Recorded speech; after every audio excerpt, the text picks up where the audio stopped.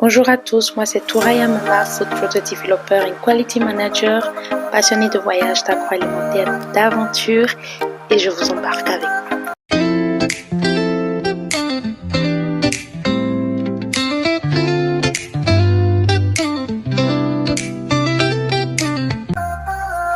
Alors, aujourd'hui nous allons comparer les pays de l'Afrique de l'Ouest et l'Afrique du Sud.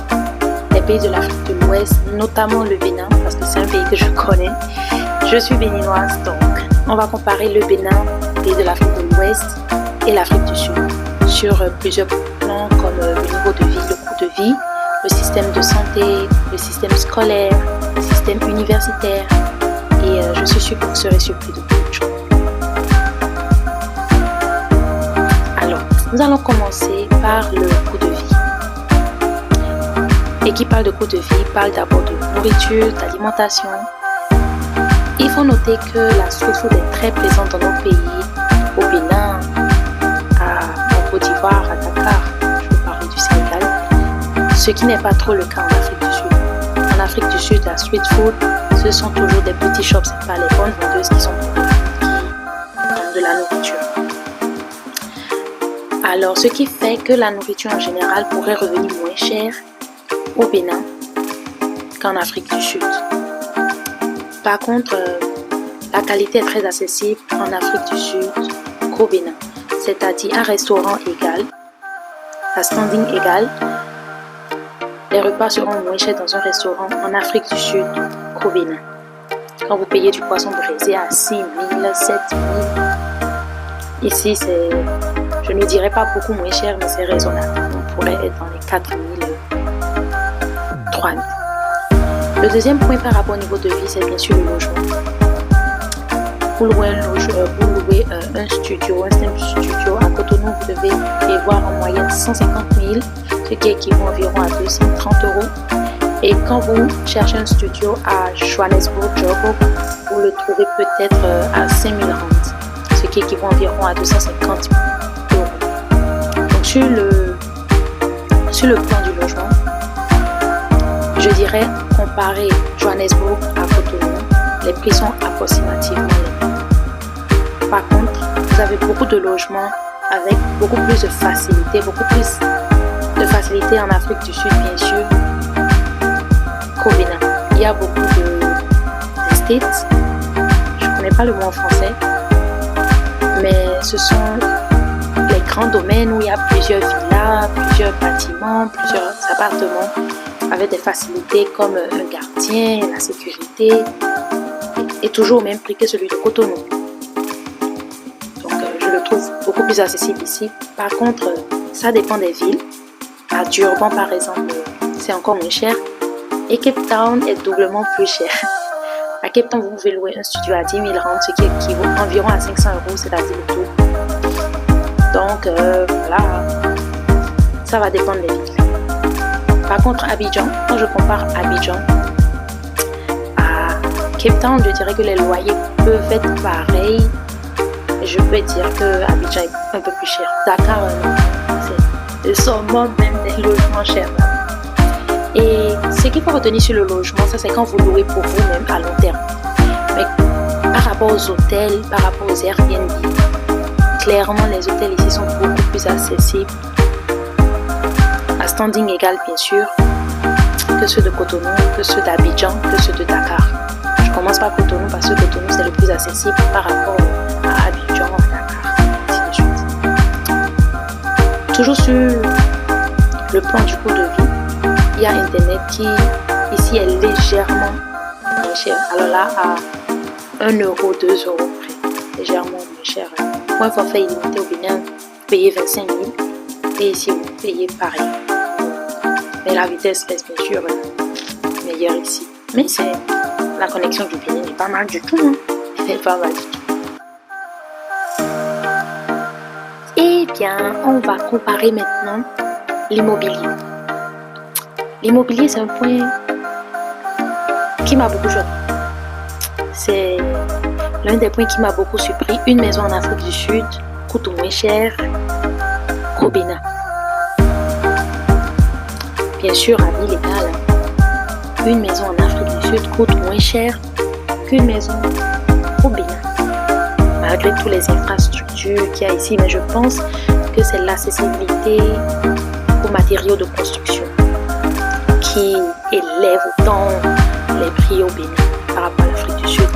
Avec 50 millions, vous avez une belle villa ici. Avec 50 millions au Bénin, vous avez ça, quoi. On peut mieux faire. Mais c'est toujours bien. Je pense que c'est l'accessibilité aux matériaux de construction qui rend l'immobilier au Bénin trop cher. Alors, le point suivant, c'est le système de santé. Le système de santé sud-africain n'est pas mal du tout. Les soins sont gratuits dans les hôpitaux publics et la qualité n'est pas mauvaise, elle est moins bonne bien sûr qu'en privé, et les soins en privé sont excellents, sont vraiment très bien de ce que j'ai entendu. Alors ici, l'aide médicale est presque obligatoire, elle est très obligatoire même. Quand vous venez étudier en Afrique du Sud, vous êtes obligé d'avoir une assurance santé, de souscrire à une assurance santé nationale. Et dès que vous tombez malade, vous êtes pris en charge à l'hôpital, gratuit. Donc, au Bénin, l'assurance santé n'est pas obligatoire et les soins ne sont pas gratuits. Il faudra payer un certain pourcentage même quand vous avez une assurance santé, bien sûr, ça, l'assurance santé, mais c'est pas mal du tout. Et les soins dentaires, il paraît que c'est l'un des meilleurs. Maintenant, on va parler du point qui me tient le plus à cœur, le système scolaire. Le système scolaire. Je vais beaucoup plus parler du système universitaire. Ici, on a droit au crédit scolaire pour étudier. Les étudiants reçoivent une pension par mois. Les études sont très chères ici, ce qui n'est pas le cas au Bénin. Au Bénin, je pense avec 400 000, tu peux étudier par an. Non, en Afrique du Sud, on est peut-être au double, au triple carrément. Mais ils ont ce soutien de l'État jusqu'au bout. Donc ici, quand vous décidez d'étudier, l'État peut vous financer vos études, bien sûr que vous devez rembourser petitement, mais ça reste quand même accessible. C'est-à-dire au Bénin, il y a certains parents qui n'ont pas les frais de scolarité et donc l'enfant n'a pas cette possibilité d'étudier si par exemple elle n'avait pas une bonne moyenne au bac, ou elle a la chance d'être démise poussière carrément.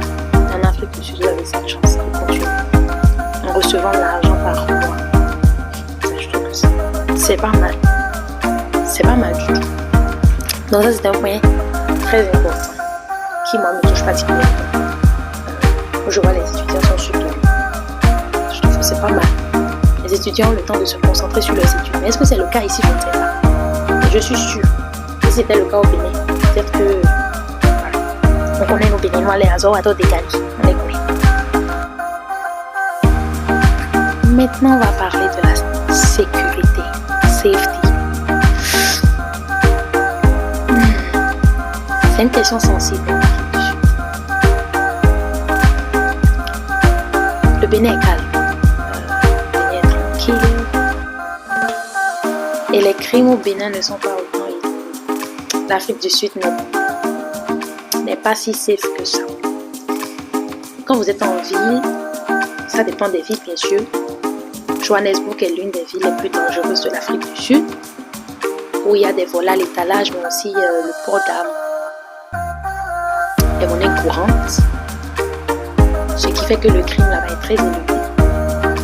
À Cape Town, la situation est beaucoup mieux, mais il y a certains townships où il ne faut jamais mettre les pieds là-bas.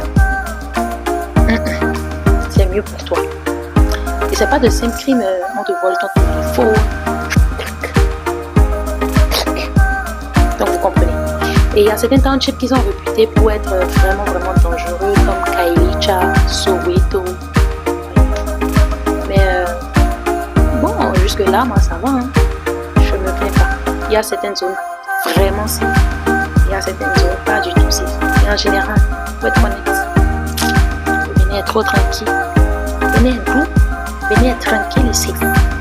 Très tranquille et très safe. Mais pas besoin. Donc en matière de sécurité, le Bénin, l'Afrique du Sud. Vous voyez un peu ce que je veux. Le prochain point, c'est les opportunités. On parle de l'Afrique du Sud. Donc, le dynamisme ici est complètement différent du dynamisme au Bénin. Il y a déjà le paysage et à peu près le souffle. Le paysage aussi au Bénin n'est pas mal du tout, mais ici ils l'ont beaucoup mis en avant. Vous avez beaucoup d'activités à faire. Vous ne pouvez pas vous ennuyer en Afrique du Sud, c'est pas possible, notamment dans le Cap, à Johannesburg. Bien sûr qu'il faut un peu d'argent à côté pour faire toutes ces activités, mais il y a beaucoup d'activités qui sont accessibles. La connexion ici est facile avec les gens, le réseautage est beaucoup plus facile ici par rapport à Cotonou. Je ne connais pas pour Abidjan, je ne parlerai pas pour le Sénégal parce que ce n'est pas les terrains que je connais particulièrement. Mais le réseautage est plus facile en Afrique du Sud. Au Bénin. Oui. Il y a beaucoup plus d'opportunités ici. Un peu partout en fait. Mais c'est parce que le pays, l'Afrique du Sud, est un pays très développé par rapport au Bénin. Donc, au Bénin, on a beaucoup d'opportunités, c'est-à-dire qu'il faut beaucoup innover. Donc les opportunités sont plutôt dans l'innovation que des opportunités dans la progression. Je ne sais pas si vous comprenez ce que je veux dire. Donc, ouais. Dites-moi si vous avez des questions, je suis impatiente de vous lire et de répondre à vos questions.